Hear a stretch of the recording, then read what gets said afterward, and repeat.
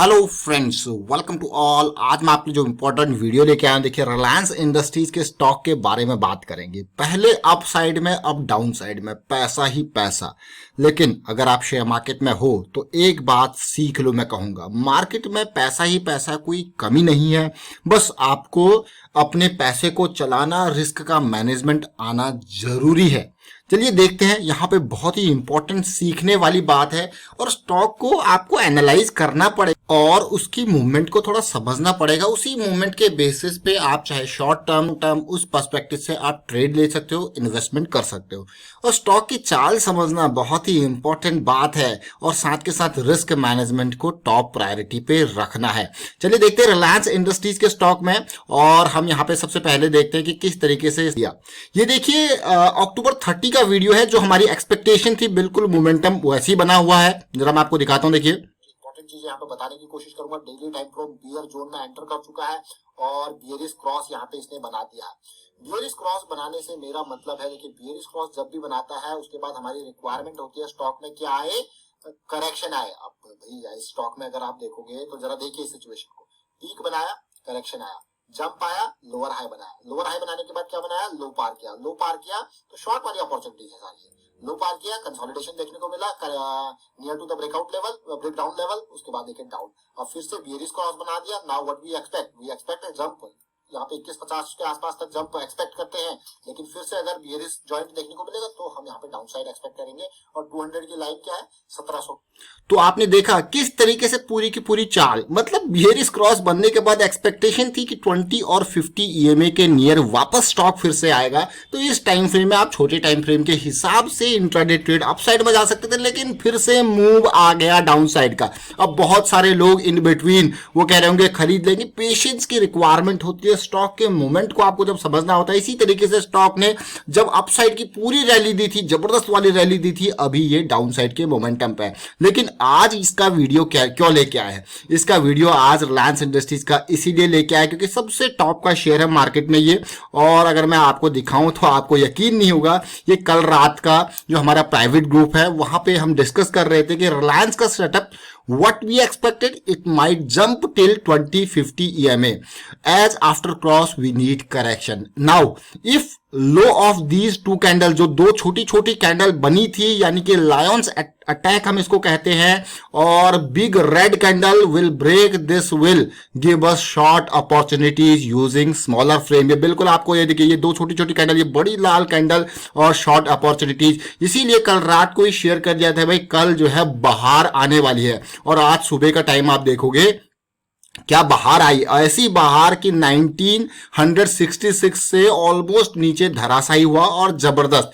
लेकिन इस चीज की शुरुआत जो है ट्यूसडे से ही हो गई थी। रिलायंस पेन इज नियर, और आप देखिए ये ट्यूसडे का जो है मैसेज है हम जो मैं आपको दिखा रहा हूं। लेकिन अब आपको बहुत कुछ चीजें सीखने को मिलेंगी। सीधे आपको लेके चलता हूं लर्निंग के ऊपर। रिलायंस इंडस्ट्रीज आपको मैं पुरानी वीडियो भी जरूर यहां पे बताऊंगा, लेकिन लर्निंग के ऊपर लेके चलेंगे। तो रिलायंस इंडस्ट्रीज का सबसे पहले जान लीजिए, ये बहुत भारी भरकम स्टॉक है, भारी भरकम जबरदस्त स्टॉक है। अब इसे जबरदस्त स्टॉक जब 800-900 के लेवल से सीधे 2400 के लेवल पे चला जाएगा तो हर कोई सोचेगा कि यार प्रॉफिट बुक कर लिया जाए।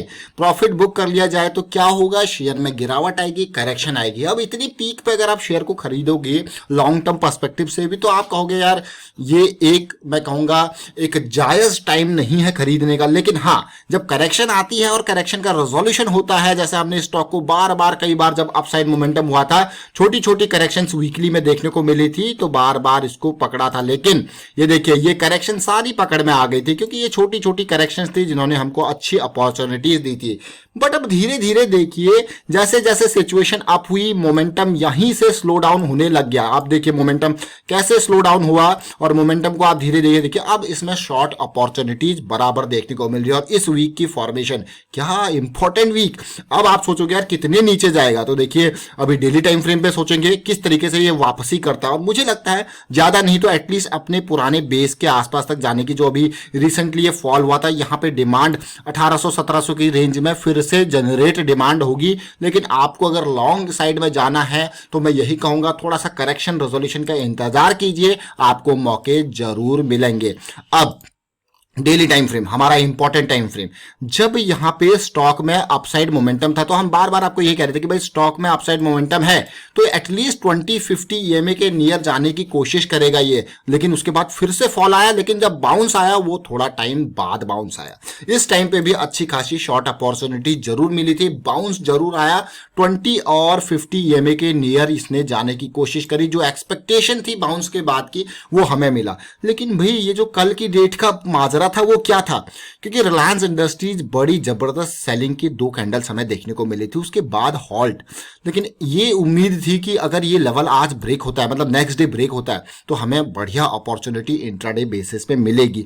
और उम्मीद ये क्यों थी, अब जरा ध्यान से देखिए, बियरिश क्रॉस, उसके बाद जरा आरएसआई का मोमेंटम देखिए। जब पहला पीक बना आरएसआई और ऊपर, जब दूसरा पीक बना ये, तो आरएसआई की स्ट्रेंथ देखिए, बिल्कुल मोमेंटम खत्म। और आरएसआई पे कल की डेट में ही ये दिखा रहा था कि भैया चीजें बहुत खतरनाक डाउन साइड में जा चुकी हैं, तो कल आपको अपॉर्चुनिटी मिलने वाली है। लेकिन इस अपॉर्चुनिटी को ग्रैब कैसे किया जाए, ऐसी अपॉर्चुनिटी आपको पता है, आप श्योर हो कि भाई नीचे जाने वाले हैं, तो अपॉर्चुनिटी ग्रैब कैसे की जाए।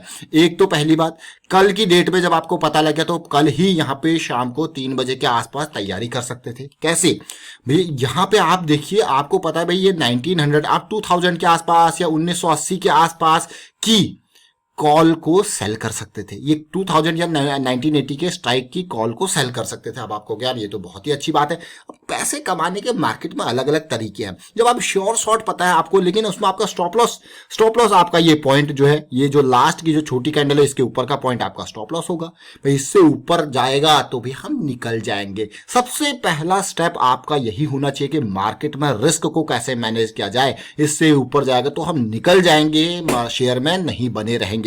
अब बाकी एक तो आपने देखा फ्यूचर आप शॉर्ट कर सकते थे, दूसरी बात है देखिए आप अगर मार्केट में, तो दोनों साइड के अटैक्स आपको सीखने चाहिए, ये मेरा अपना मानना है। लेकिन अब मैं आपको लेके चलता हूं छोटे टाइम फ्रेम में जो इंट्राडे वाले हैं।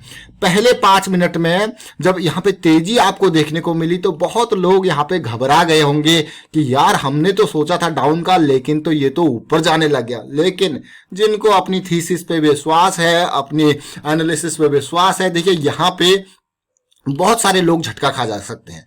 लेकिन जब पता है भाई चीजें ब्रेक होनी है तो ब्रेक होंगी, तो आप फिर से दोबारा एंट्री करोगे। ये देखिए जरा सिचुएशन, और इसने जैसे ही जॉइंट की फॉर्मेशन हुई, इस कैंडल के हाई ने आपको क्या दे दिया, स्टॉप लॉस। ये 5 मिनट का चार्ट है। अब मैं धीरे धीरे आ गया हूं इंट्राडे के ऊपर। अब इंट्राडे के ऊपर आया हूं तो आप देखोगे ये आपका स्टॉप लॉस मिला, लेकिन अब आप कहोगे यार एंट्री कहां पे करें, यानी कि बेचे कहां पे। देखिए शॉर्ट साइड में जब आप ट्रेड करते हो तो इसका मतलब है आपको पहले बेचना है फिर आपको खरीदना है। अब आप कहोगे कैसे यहां पे बेचे शेयर को। अब बेचे शेयर को, स्टॉप लॉस आपको मिल चुका है, इंतजार करो और ये जो आज की सुबह का जो पॉइंट है, लो पॉइंट है, उसको तोड़ने का इंतजार करो। और ये लो टूटा ऑलमोस्ट 1963-65 के आसपास। जैसे ही ये लो टूटा और आपके पास जो है बाहर आ गई। लेकिन इंट्राडे में क्विक प्रॉफिट बुकिंग भी इंपॉर्टेंट है।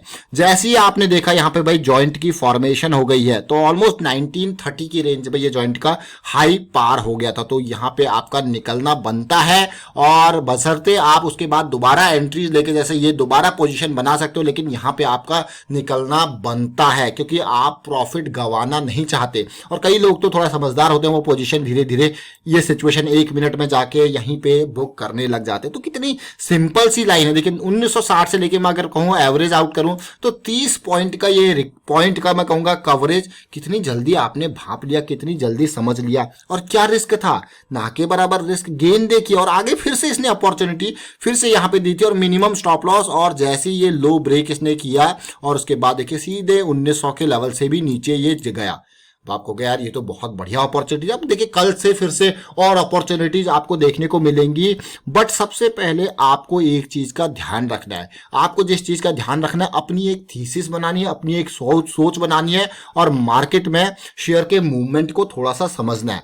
अब मेरी एक्सपेक्टेशन यह कि भाई या तो ये इन्हीं रेंज में, अब आप डेली के टाइम फ्रेम के हिसाब से देखोगे तो कहीं ना कहीं एक सपोर्ट की रेंज हमारे पास जो अभी अवेलेबल है, मैं कहूंगा ये जो बॉटम पॉइंट 1800 समथिंग का, जो कि लास्ट जो लो बना है, और उसके अलावा अगर मैं कहूं कि ये 1700, क्योंकि यहाँ पे 200 का SMA है। तो जब सपोर्ट की बात आती है तो एक पर्टिकुलर लाइन को मत लेके चलिए, एक रेंज मैं कहूंगा 1700 से 1800 की जो रेंज है वो फिर से सपोर्ट का काम कर सकती है, और यहां से वापस बाउंस बैक रिलायंस इंडस्ट्रीज के शेयर में हम एक्सपेक्ट करेंगे। फिर से याद रखिए इस पॉइंट को, 1700 से 1800, क्योंकि ये इंपॉर्टेंट एरिया है, न केवल 200 डेज का सिंपल मूविंग एवरेज है, बल्कि पुराना सपोर्ट लेवल भी यहाँ पे अवेलेबल है। देखिए, तो ये इंपॉर्टेंट एरिया हो जाता है हमारे लिए अभी के टाइम फ्रेम में। अब आप कोई लोग कहेंगे यार और नीचे जा सकता है क्या? देखिए, और नीचे अब आपको एंट्री ही तब करनी है जब सपोर्ट मिल गया, बेस का फॉर्मेशन हो गया, उसके बाद करेक्शन रेजोल्यूशन हो गया, तभी आपको एंट्री करनी है। तो आपको डरने वाली कोई बात नहीं है कि ये कितना नीचे जाए, नीचे जाने दीजिए, कोई दिक्कत नहीं, आपको सस्ते में मिलेगा।